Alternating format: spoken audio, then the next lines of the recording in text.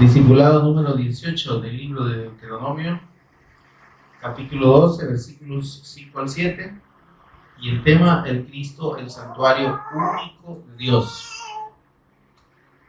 El santuario único de Dios. Cuando tenga la cita me dice amén y leemos juntos la palabra del Señor, mis amados. Solo uno, dos, tres personitas, pero bien, mayoría.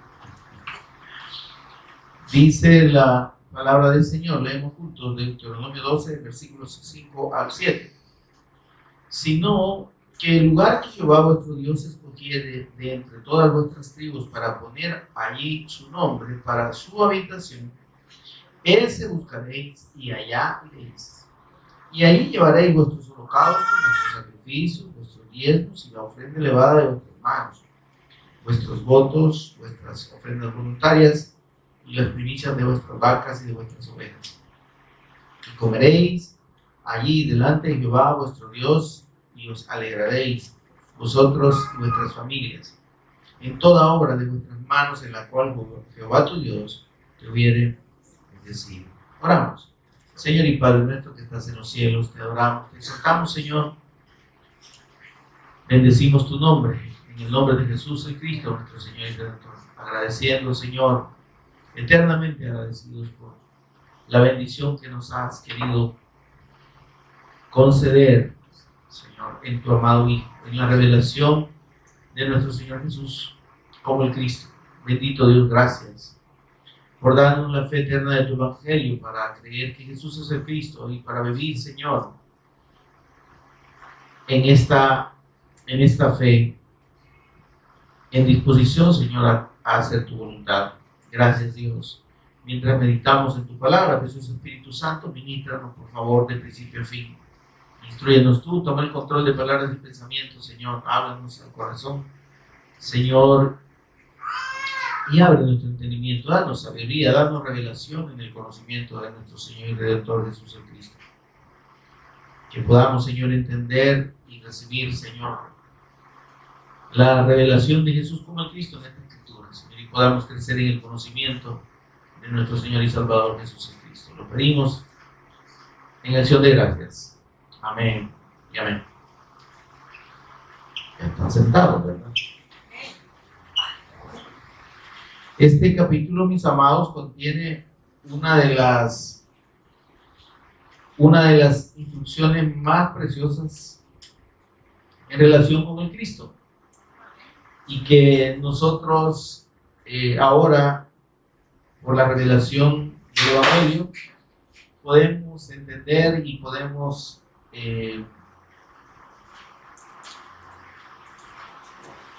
tomar bendición, podemos tomar enseñanza y gozarnos definitivamente en la revelación del Evangelio que nos ha sido dada, mis amados. Encontramos como el tema, digamos, central de este capítulo, que Dios manda a que se adore en un solo lugar. Amén, amados. Y esta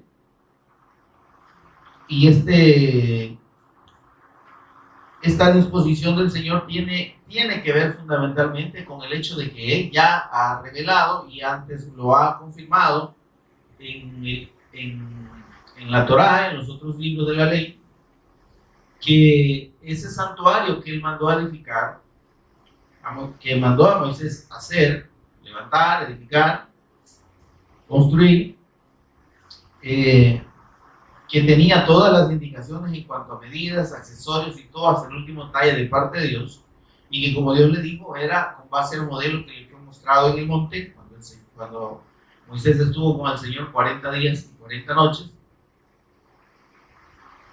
Encontramos que la revelación, el propósito de ese tabernáculo, hermanos, era confirmar la habitación de Dios en medio de su pueblo. ¿Amén, hermano? Dios dijo en Éxodo 25:8, recordemos esa cita, hermanos, por favor. Éxodo 25:8. Veamos lo que el Señor le indicó a Moisés cuando le mandó construir el tabernáculo.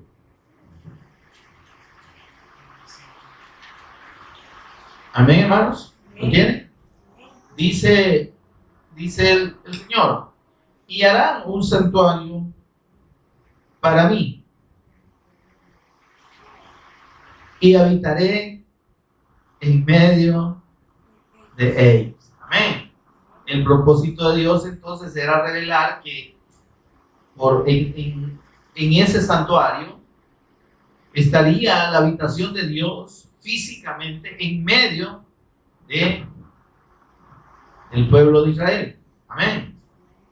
Y por eso mismo, Dios fue tan cuidadoso y dio instrucciones, pero muy específicas. De hecho, en el versículo 9, veamos lo que dice: conforme a todo lo que yo te muestre, el diseño del tabernáculo y el diseño de todos sus utensilios, así lo haréis. Amén. Hemos visto que ese tabernáculo, con todas esas indicaciones, mis amados, era un simbolismo de nuestro Señor Jesús, del Cristo de Dios, amén, del eterno ungido de Dios. Entonces, el Señor estaba mostrando a través de este tabernáculo cómo Él, por medio del Cristo, habitaría en medio de su pueblo. Amén. Entonces, y todo lo que nosotros encontramos en cuanto al tabernáculo tiene que ver absolutamente, que en su momento nosotros lo vimos cuando estudiamos el libro de Éxodo y además Levítico. Todo, absolutamente todo, desde la estructura, las cortinas exteriores, todos los utensilios adentro, el tabernáculo mismo, los espacios o las cámaras del tabernáculo, el lugar santo, el lugar santísimo, o sea, es decir, absolutamente todo ese diseño y todo cada elemento del tabernáculo nos habla del Cristo, absolutamente todo. Amén. Las cortinas de acceso. Amén. Eran 3 cortinas de acceso, la entrada principal. Las cortinas estaban hechas de azul, púrpura, carmesí y lino torcido. Y todo hablando del Cristo, de su condición de hijo de Dios, de su condición de rey, sacerdote, profeta. Amén. Y luego había una segunda cortina que era la entrada al lugar santo. Encontramos los mismos elementos. Óyame, pero qué precioso, y creo que usted y yo nos hemos gozado. Si usted no estuvo, ahí están las grabaciones en YouTube, en la página. Búsquela, se llama El Cristo en el Éxodo, también en Levítico. Pero puede empezar con el Éxodo si es que usted no tiene mucho tiempo. Como con un estudio diario o una exposición diaria que usted oiga, creo que en términos de unos 2 meses completa por ahí el libro de Éxodo.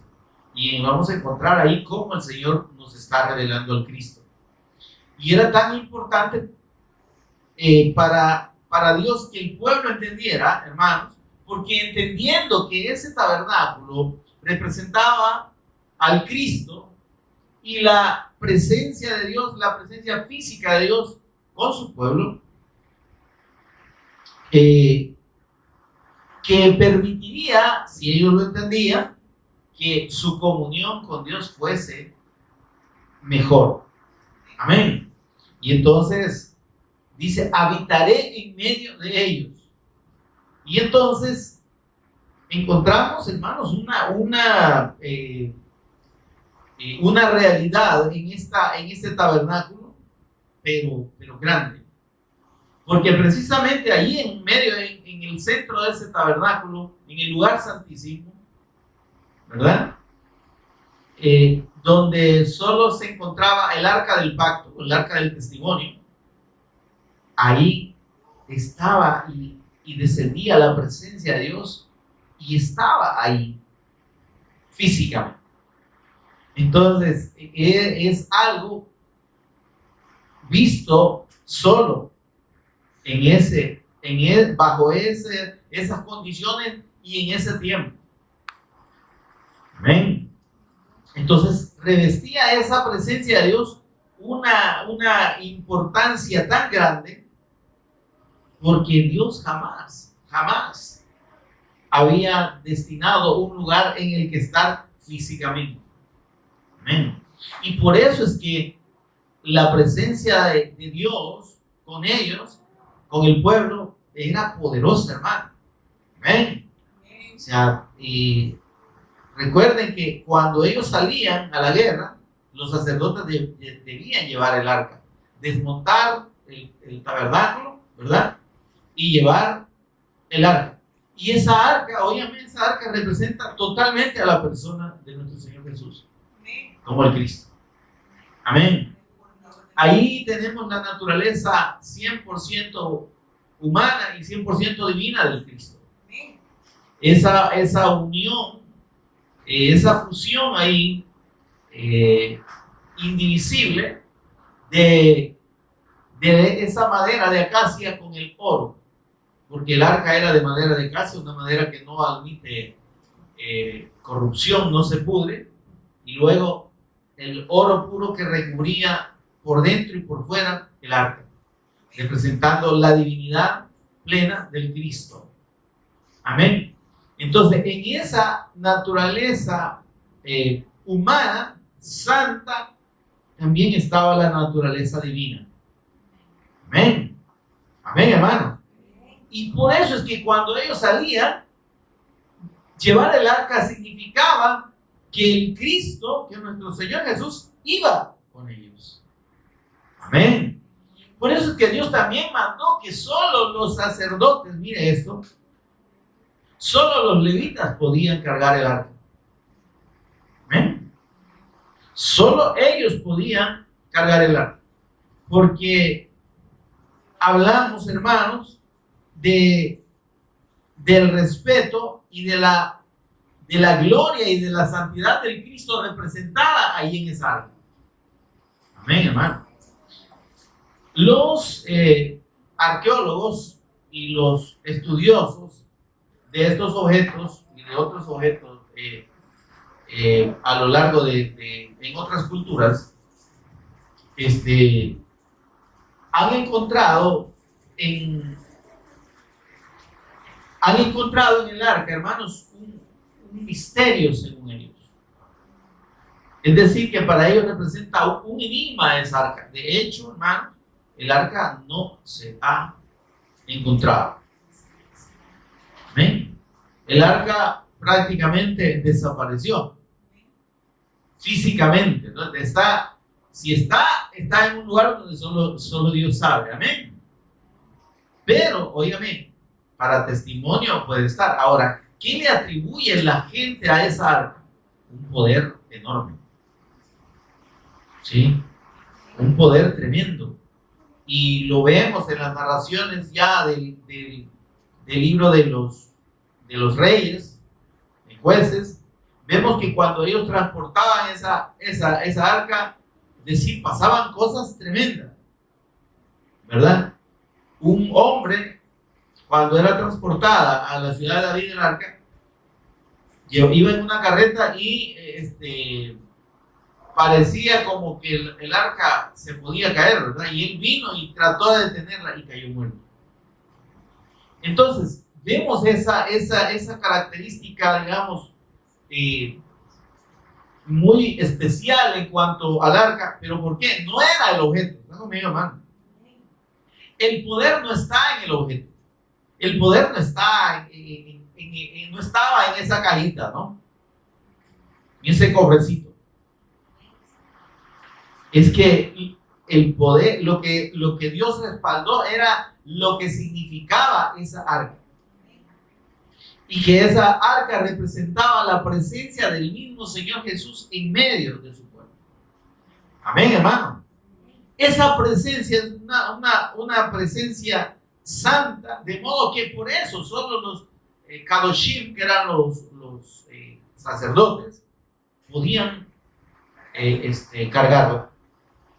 Y entonces vemos pues cómo es el tabernáculo era el lugar donde la presencia de Dios habitaba. Y esa presencia de Dios habitaba ¿a dónde? En el lugar santísimo. ¿Y qué es lo que había en el lugar santísimo? El arca del pacto. Entonces lo que Dios estaba anunciando y confirmando en este hecho era que el que permitía la comunión de Dios con su pueblo, en este caso con el hombre, era nuestro Señor Jesús. Porque el Señor le dijo a Moisés: yo te voy a hablar de en medio de los querubines, en el centro del arca. Y si el arca representa al Cristo, entonces lo que estaba confirmando Dios es lo que dice Hebreos capítulo 1, que Dios nos ha hablado y nos habla por el Hijo. Amén. Cuando le confirmó a Moisés y le dijo: mi ángel irá delante de vosotros y él os introducirá a la tierra que prometía a vuestros padres, estaba hablando del Cristo. Hago mío, hermano. Y precisamente vemos cómo en esa travesía, los 40 años que ellos anduvieron, oigan, vivieron cosas nunca antes vistas. El maná, que representa al Cristo, la palabra de Dios, el alimento de Dios, el pan del cielo, caía todos los días, por las mañanas. La nube, la columna de nube que les tapaba del sol, ¿sí?, representando precisamente al Cristo, cuidando de su pueblo. La columna de fuego por las noches. ¿Amén? De igual manera, la protección de Dios y la guía del Cristo en las tinieblas. Amén, hermano. El agua de la roca, ¿amén?, que ellos bebían, era el Cristo, proveyéndoles el agua de vida. Amén. Entonces, vieron cosas, y como digo, nunca antes vistas. ¿Por qué? Porque el ángel de Jehová iba delante de ellos, pero la presencia de Dios en el Cristo estaba en el tabernáculo. Y cuando ellos acampaban, el tabernáculo quedaba en el centro del campamento. Y había un ordenamiento de las 12 tribus alrededor, formando un cuadrado alrededor del tabernáculo. Amén, hermano. Entonces, por eso es que cuando el arca de Dios, el arca del pacto, que representa la presencia de Dios física en medio del pueblo, iba con ellos, vencía. Y los pueblos llegaron a reconocer y decir: no, es que nosotros no nos metamos con eso, con esa arca, porque es algo que viene de Dios y que nosotros no podemos contener. Amén. Ahora, ¿qué tenemos pues en el tabernáculo que Dios mandó, donde dijo: harán un santuario para mí, Éxodo 25:8, y habitaré? Esa expresión, hermano, de habitación es el equivalente de la palabra tabernáculo, ¿sí?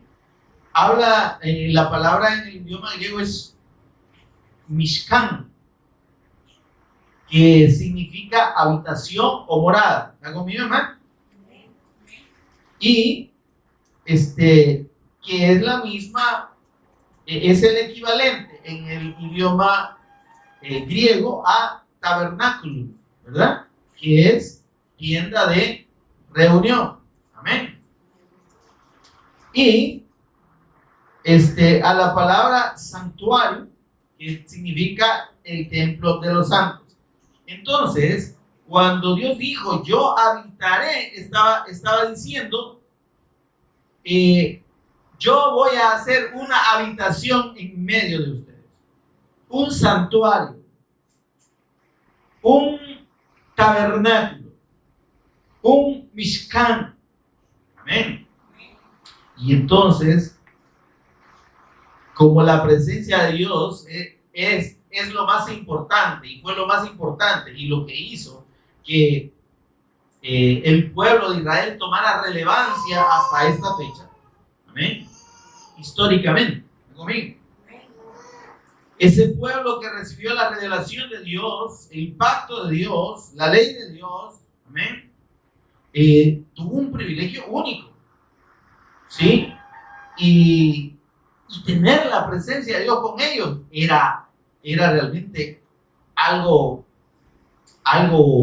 precioso, algo único.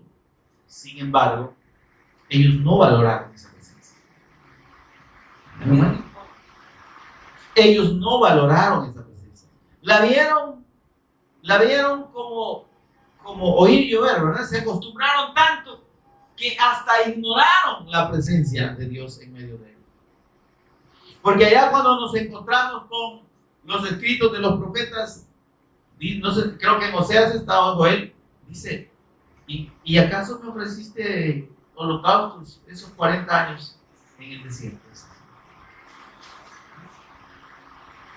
En realidad fue una generación incrédula, una generación que cerró su corazón a la fe del pacto, que solo estaba poniendo su mirada en su bienestar y en las cosas temporales. Ellos querían sentirse bien ya, llegar a la tierra ya. Está conmigo, hermano. Comer carne, estar bien, no padecer nada. Cualquier parecido con este tiempo es pura coincidencia, porque es el mismo corazón del hombre. La gente, óigame, cuando se le habla del evangelio, le aburre. Cuando le hablamos de la fe del Cristo, como que no, ¿y qué están hablando? No, a mí hábleme de bendición, hermano, a mí hábleme de sanidad, hábleme de milagros, hábleme de prosperidad. Yo quiero un evangelio práctico. ¿Y a quién le ha dicho usted que el evangelio es práctico? El diablo quizás, porque el evangelio nunca ha sido práctico. Óigame, el evangelio de Dios es santo y eterno, y es la persona del Hijo de Dios. Más respeto cuando se refiere a él, si es que lo entiende. Pero el evangelio práctico es religión. ¿Sí? Evangelio que usted quiera ver y sentir y palpar, eso no es evangelio. Eso es un falso evangelio. Y es el que Satanás promueve, y están llenas las iglesias de gente siguiendo una fe falsa en el evangelio. Una fe falsa en la persona del Hijo de Dios. ¿Por qué? Porque su corazón y su pensamiento y sus ojos están puestos en este mundo.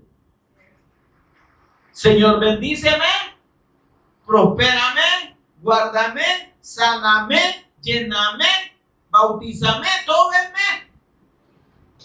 Pero no lo hacen para la gloria de Dios, sino para sus propios deleites. Para jactarse ante la gente, decir, yo soy hijo de Dios, Dios me tiene bendecido y prosperado. ¿Y quién le ha dicho que los que no están bendecidos y prosperados no son hijos de Dios? ¿Acaso la regla general desde el principio de los tiempos es que los hijos de Dios nunca sufran, nunca padezcan y sean totalmente libres de todo problema? Y que no se enfermen. Cuando la Escritura dice el que sana todas sus dolencias, significa que nos vamos a enfermar, hermano.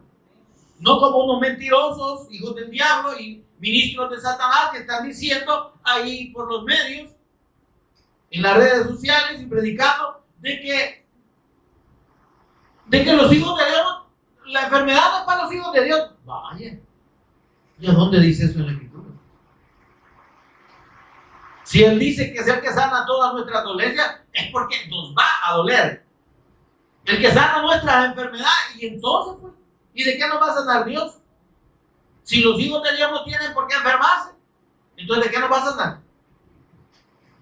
¿Qué le parece a usted? ¿Verdad que ellos mismos se contradicen? Porque están hablando mentiras. Y están predicando un evangelio que no es el verdadero evangelio. Están predicando a un Jesús que no es el Cristo. Están predicando a un Jesús hombre. ¿Sí?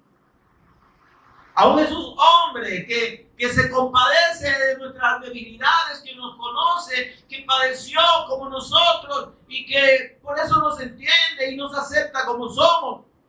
Y no le importa nuestra condición con tal que lo busquemos. Y Él está con los brazos abiertos esperando que lleguemos y lo busquemos. No, hermano. Ese no es el Cristo de la Biblia. Ese no es el Cristo eterno. Ese no es el eterno Hijo de Dios. Sí, nuestro Señor Jesús vino en forma de hombre. Amén. Padeció como nosotros en la naturaleza física humana, pero sin pecado. Amén. Pero no quiere decir que el Cristo todavía que ese Jesús sea el que esté en los cielos. ¿Se entiende eso? El Cristo que está en los cielos es el mismo que estuvo desde la eternidad a la diestra del Padre. El Cristo glorificado, el eterno Hijo de Dios. Amén. El que es igual a Dios. Sí. El que comparte su misma sustancia. El que sostiene todas las cosas con la palabra de su poder. Entonces no nos confundamos. No confundamos el hecho de que el Cristo vino en forma de hombre. Amén. Amén. Gloria a Dios, sí. Padeció, sufrió, sintió en su naturaleza humana. Pero esa fase implicaba lo que en la Escritura se conoce como la obra redentora del Cristo. La consumación de la obra redentora del Cristo. Era necesario que el Cristo padeciera y sufriera en su condición de hombre, y en esa condición de hombre muriera para expiar el pecado delante de Dios. Pero ese Cristo que vino a esta tierra llevando nuestros pecados, que los llevó, amén, murió. Y cuando muere en esa condición de hombre, extingue el pecado, porque Isaías 53:6 dice que Jehová cargó en él el pecado de todos nosotros. Amén. Pero ese cuerpo resucita glorificado. Amén. Sin relación con el pecado absolutamente. Él no dejó de ser santo. Amén. Pero en la cruz, cuando murió en condición de pecador, recibiendo y llevando en él nuestras culpas. Amén, hermano. Él es el que nos sustituyó a nosotros. Amén. Y ahí está la figura aquella preciosa de Esaú y Jacob, ¿verdad? Jacob suplantando a su hermano, pero nos habla ese Jacob del Cristo que nos sustituye a nosotros. Amén. Que toma el lugar de nosotros. Ahora, por eso es que decía que es importante que nosotros entendamos cómo Dios quiso revelar a su pueblo esta realidad espiritual. Él habitando en medio de ellos por medio de su tabernáculo, en su tabernáculo, a través del arca del pacto, al arca del testimonio, Dios hablaba. Pero eso estaba anunciando al Cristo, estaba representando la forma en la que Dios tiene comunión y es la única que puede tener comunión con el hombre por medio del Cristo. Amén. Ahora, hermanos, por eso es que cuando nos encontramos aquí, los versículos que leímos, Deuteronomio 12, capítulo 5, por eso es que aquí Dios es bien específico cuando le dice a los israelitas, ustedes van a a adorar y me van a buscar en el lugar que yo voy a escoger en medio de las tribus. Amén, hermano. Y cuando habla del lugar, hermano, no era, sí había un lugar físico, amén. Pero lo que Dios estaba comunicándole a su pueblo es que la comunión de su pueblo con Él solo podía ser por medio del Cristo. Porque el Cristo estaba simbolizado en el tabernáculo, primero y luego en el templo. ¿Está conmigo? Por eso es que los judíos decían, sí, es que tenemos que adorar en el templo, porque ahí está la presencia de Dios. ¿Está conmigo, hermano? ¿Está conmigo? ¿Y era cierto o no? Sí. Pero hasta la venida del Cristo. ¿Está conmigo? Cuando el Señor Jesús viene, que es el tabernáculo de Dios con los hombres. Hola. Entonces, el templo ya dejó de tener sentido. El templo ya terminó su función de contener la presencia de Dios, porque el Emmanuel de Dios estaba ya en la persona de Dios. Dios estaba con nosotros vivo y hablando y trayendo la palabra de Dios directamente. Amén. Por eso es que Isaías 7:14, el Señor le revela, el Espíritu Santo le revela a Isaías y le dice: la Virgen concebirá y dará a luz un hijo, y su nombre será Emmanuel. No es que se debía llamar Emmanuel el Cristo, y se deba llamar Emmanuel. Estaba hablando de que la condición del Cristo, lo que representó y representa a Él, Dios con nosotros. Conmigo, hermano. Dios, mire esto. Dios con nosotros. ¿Y quién vino? El eterno Dios. En el mundo está, mire, por eso es que cuando encontramos la revelación de Juan en el capítulo 1, dice: en el principio, en la eternidad, ¿sí?, existía el verbo. En la eternidad, desde la eternidad. Y el verbo estaba con Dios. Amén. Y el verbo era Dios. Amén. Todas las cosas por medio de Él, por eso dice por Él, pero es por medio de Él, fueron hechas. Y sin Él, nada de lo que ha sido hecho hubiera sido hecho.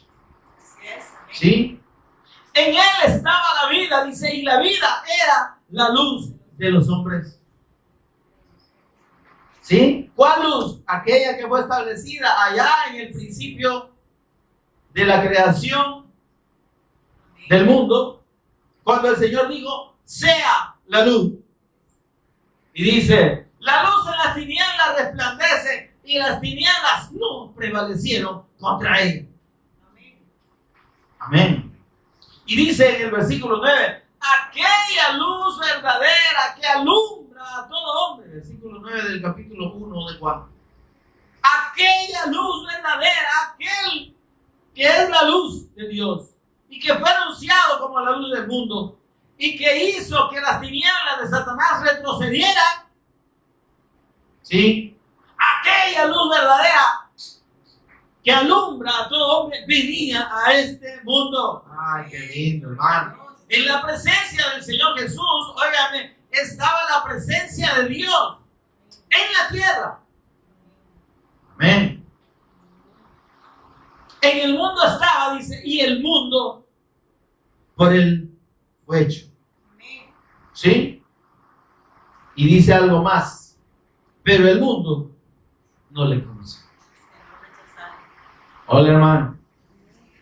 Mire, esa revelación de cómo Dios cumple en el advenimiento del Cristo la promesa de estar físicamente como en ese tabernáculo del Cristo, aquí con nosotros, para tener comunión con nosotros. Óigame, ese es el acontecimiento más glorioso de la eternidad en relación con nosotros. Y esa venida del Hijo de Dios, de esa manera en que fue consumada, realizada, hermanos, nos pone a todos los seres humanos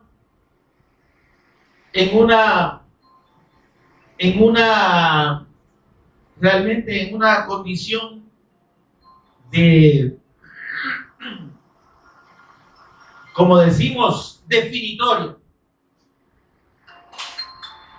O creemos y aceptamos a ese Jesús, lo reconocemos como el eterno Hijo de Dios, como el Cristo, ¿sí? Y creyendo en Él, recibimos la comunión con Dios y tenemos comunión con Dios. Oh, hermanos, esa bendición preciosa de la presencia del Hijo de Dios aquí en la tierra, para los que no lo reconozcan, va a significar muerte y va a significar juicio de Dios. Entonces, sí es glorioso, es precioso saber y confirmar que Dios mismo descendió a esta tierra en la persona del Hijo de Dios, en la persona de nuestro Señor Jesús, en la persona del Cristo. Pero nos pone en una encrucijada, pone al hombre en general en una disyuntiva que es eterna, hermano. O nos gozamos en esa presencia, o recibimos la bendición de Dios por medio de la fe en ese Cristo, o realmente estaríamos firmando, o estará firmando el que no lo haga, su condenación eterna. Estará firmando y habrá firmado, óigame, todo aquel que rechace la fe del Evangelio, la fe en la persona de nuestro Señor Jesús, como el Cristo, ya ha firmado su condenación eterna.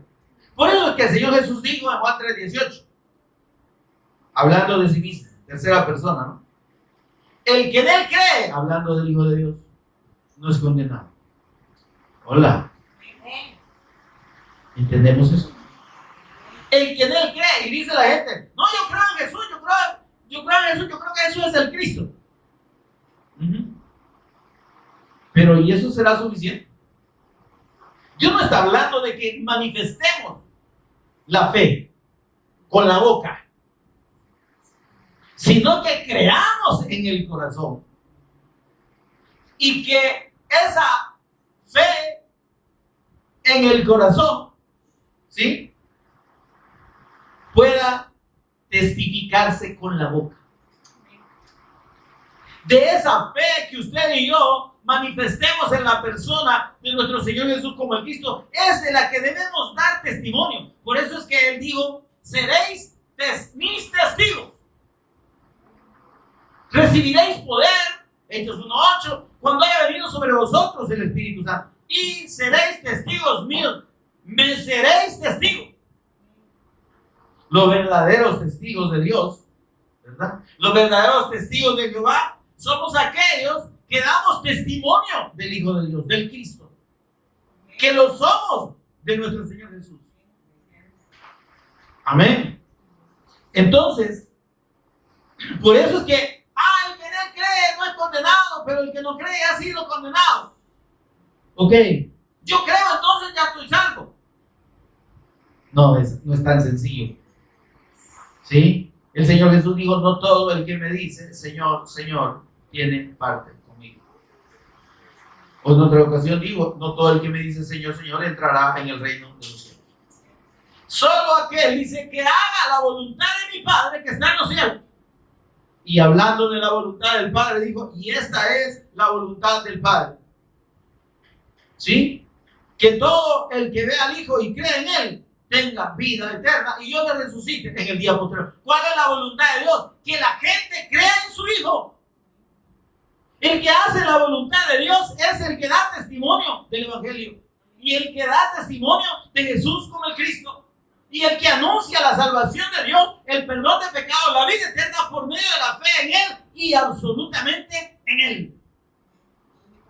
Sin agregarle obras humanas, sin agregarle doctrina de hombres y sin quitarle ningún mérito al Cristo.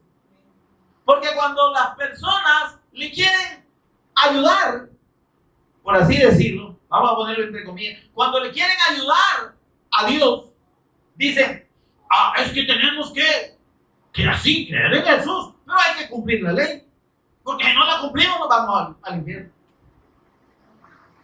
Tenemos que creer en Jesús, pero si no vivimos una vida impecable y si pecamos nos vamos al infierno. ¿Estoy dando a entender? Si no ayunamos, si no oramos, si no diezmamos, algunos se atreven hasta a decir que si usted no diezma, se va a condenar. Porque los ladrones, dice el Señor, no entrarán allá en el cielo. Pero no está hablando de ladrones de robar dinero. ¿Sí? Está hablando de aquellos que le quitan a la palabra de Dios. Porque ya vamos a ver aquí en este capítulo 12, voy a pedirle que lo lea conmigo. En el versículo 32, en el último versículo del capítulo 12 de Deuteronomio, mire lo que dice. Cuidarás de hacer todo lo que yo te mando. No añadirás a ello, ni de ello quitarás. ¿Qué está hablando ahí, no? Hablando de robar, ¿verdad? Esos son los ladrones que no van a entrar. Los que le quiten a la palabra. Y los mentirosos, ¿cuáles son los mentirosos que no entrarán al reino de los cielos? No, nos condenamos todos, hermano. No me diga que usted no ha mentido este día. O ayer. No, yo no miento. Mire, la gente que no miente es la que le puede caer un rayo en seco por estar mintiendo, porque hasta en eso miente. Al decir que yo no miento. ¿Sí? Es como decir que no peca, ¿verdad? El que dice que no peca, dice el libro de Juan, el apóstol Juan, es mentiroso, quiere hacer mentiroso a Dios. Oye, ¿quién no peca, pues? ¿Se entiende eso? Pero la esencia está en que esos mentirosos son los que tuercen la palabra de Dios. Porque ¿sabe usted quién es el primer mentiroso y el más grande mentiroso? Satanás. Dice que, digo el Señor Jesús, Él es mentiroso y padre de mentira. De la mentira, pues, del engaño, de la falsedad. Todo falso evangelio, toda doctrina que no es del Cristo, que no es doctrina de Dios, que no está enseñada aquí, es doctrina de Satanás. Es doctrina de mentira, de engaño. Y esos son los mentirosos que dice la palabra de Dios, que estarán fuera. Porque en vez de anunciar la verdad de la palabra de Dios, que es la persona y obra del Cristo, anunciaron su doctrina. Otro evangelio. Anunciaron su teología. Mire, hermanos, si de teología hablamos, Dios santo. Teología sistemática, teología bíblica, teología. ¿Sí? Óigame, mis amados, la revelación de Dios, a Dios no se le puede conocer por la sabiduría, así dice la Escritura. 1 Corintios, ¿verdad? Capítulo 1. Ya que en la sabiduría de Dios, dice, el mundo no conoció a Dios mediante la sabiduría. ¿Quién conocerá a Dios mediante la sabiduría? Todos los estudios teológicos, hermanos, que no están mal, yo no estoy diciendo que están mal. Pero todos aquellos que se meten a estudiar teología y profundizar y se hacen no solo teólogos, sino teólogos y se hacen maestros, se hacen doctores, ¿verdad? Cirujanos en Biblia, no sé qué más. Doctores en divinidad. Porque equivocadamente piensan que conociendo más la Escritura, conocen más a Dios. En la sabiduría de Dios, que es la que está revelada en la Escritura, el mundo no conoció a Dios mediante la sabiduría humana. Y por eso dice, agradó a Dios salvar a los hombres por la locura de la predicación, por la fe del Evangelio. Hermano, usted no necesita estudiar teología para que Dios se le revele. Usted y yo necesitamos oír la palabra de Dios y creerla. El que oye mi palabra, Juan 5:24, y cree al que me envió, tiene vida eterna. Por eso insistimos, hermano, la necesidad de exponernos a la palabra. Pero es lo que la gente en este tiempo no quiere hacer. Quiere que le endulcen el oído, que le hablen de cosas buenas, de bendiciones, de protección, de sanidad. Milagros aquí, milagros allá. Pero no quieren, óigame, la palabra de fe. El Evangelio es una palabra de fe. Los hombres lo han hecho negocio. Los hombres, los falsos ministros de Dios, digo falsos porque son ministros de Satanás, así dice el apóstol Pablo, le han distorsionado el mensaje, lo han cambiado y le han metido a la fe de Dios un montón de cosas que Dios no manda. No se pinte, no se pantalones, no se deje el pelo corto. ¿Cuánta tontera? ¿Me estoy dando a entender? Los falsos maestros y los falsos pastores, profetas, apóstoles y todo lo que usted quiera, le han distorsionado el mensaje del Evangelio.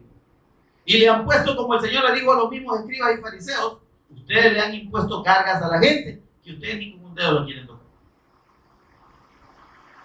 Y así está. Hay gente, ay hermano, ¿cómo? ¿Qué tal hermano? Ay, que viene que el Evangelio. Ay, es que duro. Ya hay que seguirse. ¿Por qué no va a ser que el Señor venga y nos quedemos, hermano? Y entonces, ¿usted cree que se va a salvar por andar bien seguido? Y por estar preparado. El Señor dijo estar preparado, ¿verdad? Amén. Pero, ¿cómo estamos preparados? Anunciando el Evangelio, hermano. Bienaventurado aquel siervo al cual cuando su Señor viniere le hallare haciendo así. Eso es estar preparado. Estar preparado no es que usted, tengo que ayunar. Si no vigilo el fin de semana, no vaya a ser que el Señor venga y me quede. Mire, no. Se va a desvelar y se viene a dormir al trabajo y lo van a echar por bayú. Porque no se trata de desvelos, hermano. Y yo no digo que no podamos hacerlo por gratitud, amén. El problema es que los hombres han hecho de la fe una doctrina. Amén. Han hecho de la fe su propia doctrina y enseñan lo que les conviene. Y han apartado a la gente de Dios. Porque ese es el propósito del diablo. ¿Sabía usted? ¿Qué hizo con Adán y Eva? Ellos estaban con Dios.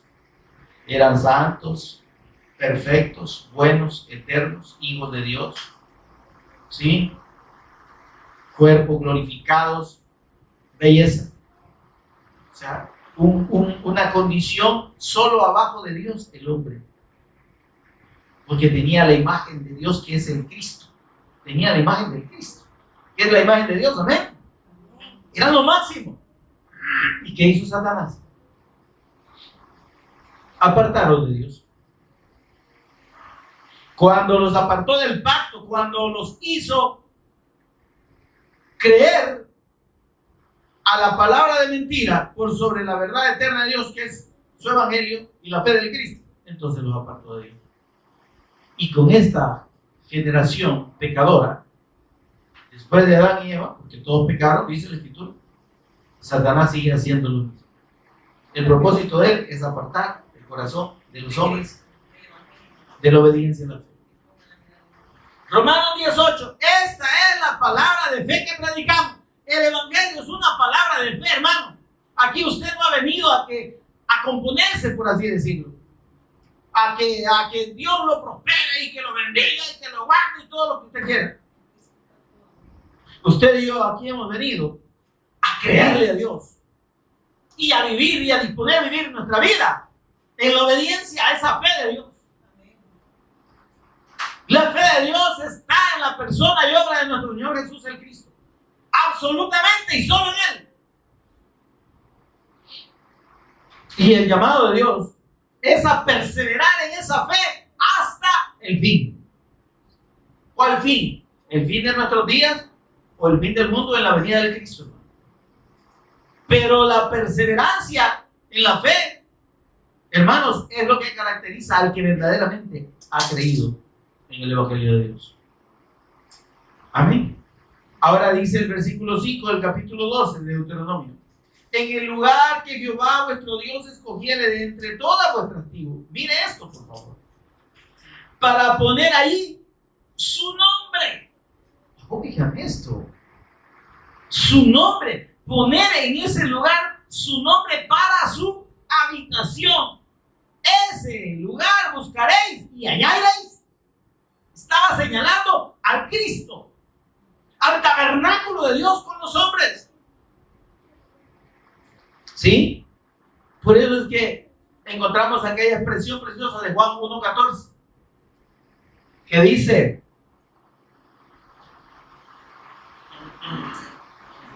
¿cómo dice 1:14 de Juan? No. Y aquel verbo, dice, fue hecho carne. Óyame por favor. Y habitó.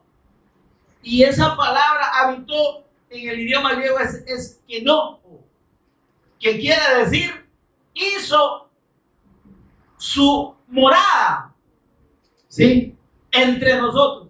Y aquel verbo se hizo carne y tabernaculizó entre nosotros. Fue la habitación de Dios con nosotros. Amén. Por eso es que el Señor Jesús fue categórico cuando dijo: yo soy el camino, yo soy la verdad, yo soy la vida, yo soy todo. Nadie viene al Padre si no es por mí. Busquen otros caminos y van a la perdición. Déjense guiar por ciegos. Y mire esto, habló de los maestros de la ley y de todos los que enseñaban al pueblo. Y les digo, son ciegos, guías de ciegos.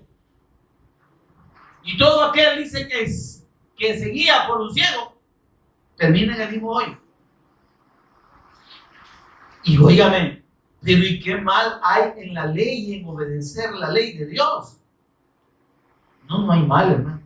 El problema es que si las personas, como lo hacían los judíos y lo siguen haciendo, se basan solo en el cumplimiento de la ley sin la fe del Cristo, no les sirve de nada.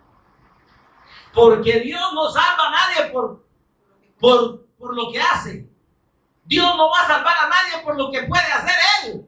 Dios salva a los hombres desde la eternidad por lo que el Cristo hizo y consumó en la cruz y mediante la resurrección. Es la obra del Cristo, es la fe en Él, es lo que Él hizo, lo que nos salva. Denle ese aplauso al Señor, hombre. Yo sé que no ha comido, pero puede aplaudir mejor. Amén. Entonces dice el Señor, ahí Dios va a poner su nombre para su habitación, para su tabernáculo, para su templo. Amén. Para poder tener comunión, contacto con el hombre. Por eso es que era tan importante en el antiguo tiempo la peregrinación al templo, ¿me entiendes? Porque la gente sentía realmente ahí la presencia de Dios. Amén. Y ahí estaba.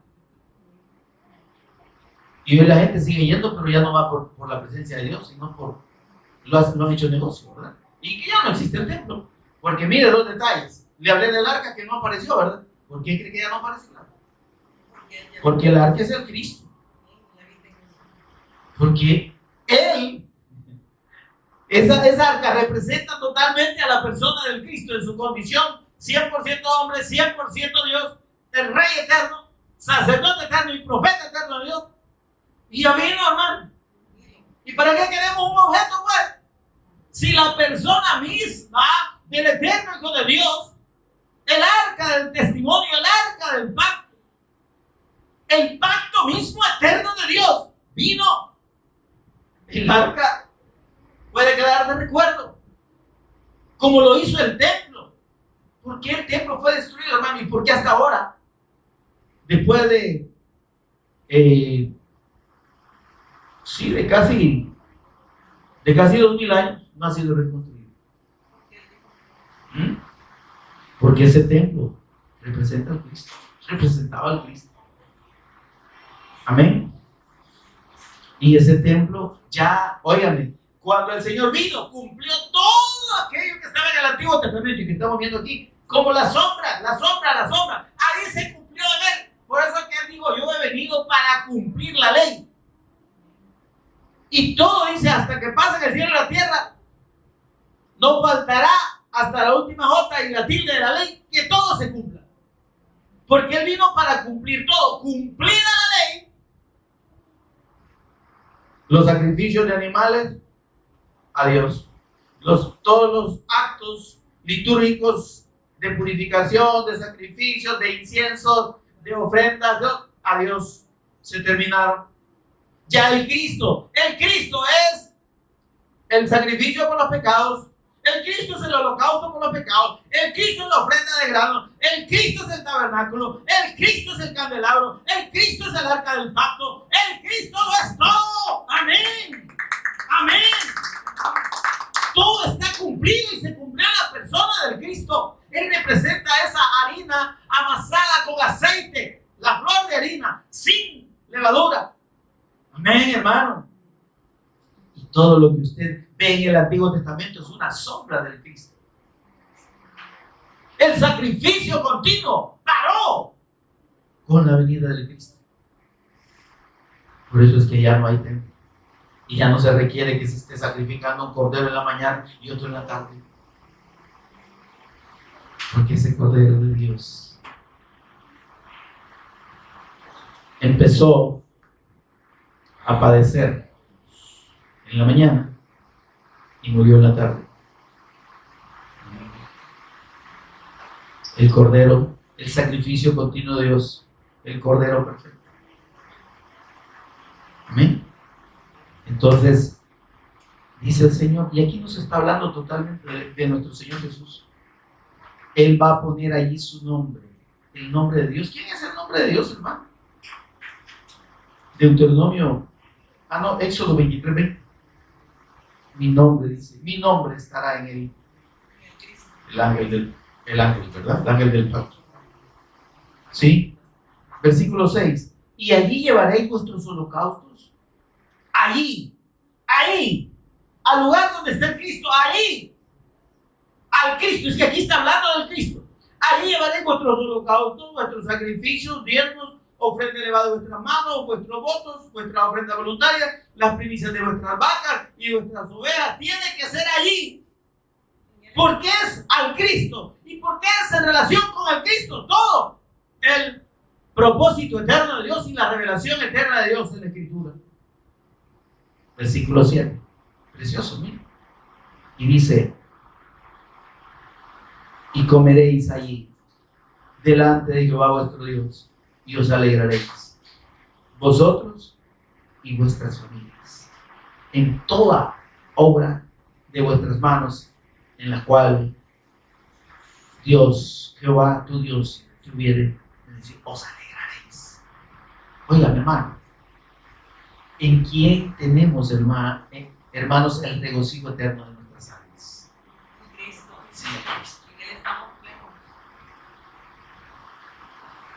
El gozo de nuestra salvación del que hablaba David, no quites de mí, dice, el gozo de tu salvación. Amén. No quites de mí tu Santo Espíritu. Dios ha hecho habitar su Espíritu Santo en nosotros.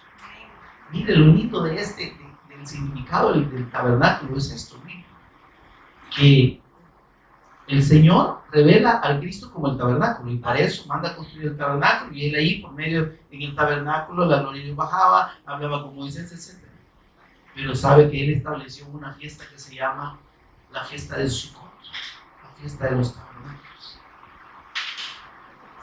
Y esa fiesta había que celebrarse por 7 días. Y Dios dice, háganse enramadas con forma de cabañitas, ¿verdad?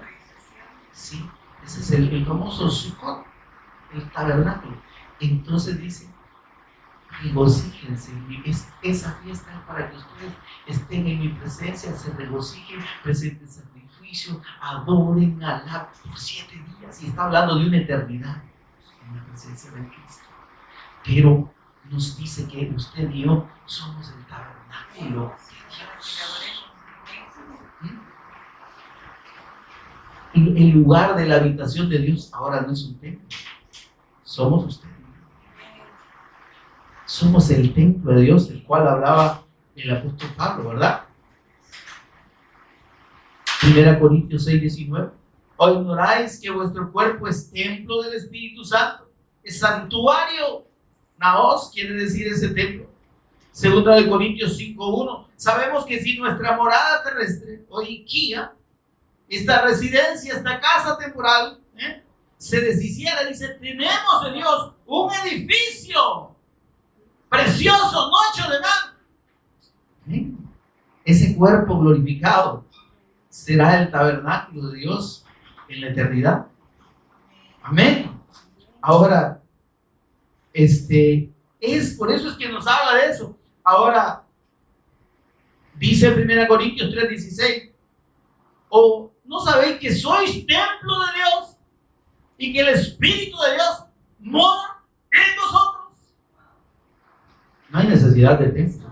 Por eso es que el Señor Jesús, cuando se encontró con la mujer samaritana, le dijo, no, mamita, te has equivocado. No se trata ya de lugares donde adorar. Te voy a decir una cosa. Ustedes están esperando, vos estás esperando al Mesías, llamado el Cristo. Yo soy. Y desde ahora te digo que ya no vais a adorar ni en Jerusalén, ni en este monte, sino que en cualquier lugar. Amén. Porque Dios busca adoradores que le adoren en espíritu y en verdad, porque en ellos hace su habitación y recibe adoración. Amén. Eternamente. Dios nos bendiga, mis amados. Pónganse en pie conmigo. Verdaderos adoradores. Inclinemos el rostro un momento y meditemos un momento en lo que el Señor nos ha hablado hasta ahora. Señor y Padre, bendito seas. Gracias, Señor Jesús, por revelarte a nuestras vidas como el tabernáculo de Dios, como esa presencia viva y eterna de Dios con nosotros, Bendito sea, Señor. Gracias por hacernos ahora en el cumplimiento de los tiempos, en la venida tuya, en la consumación de la obra de Cristo, hacer nuestro tiempo, Señor, tu habitación, tu lugar donde habitas permanentemente, como dice tu palabra.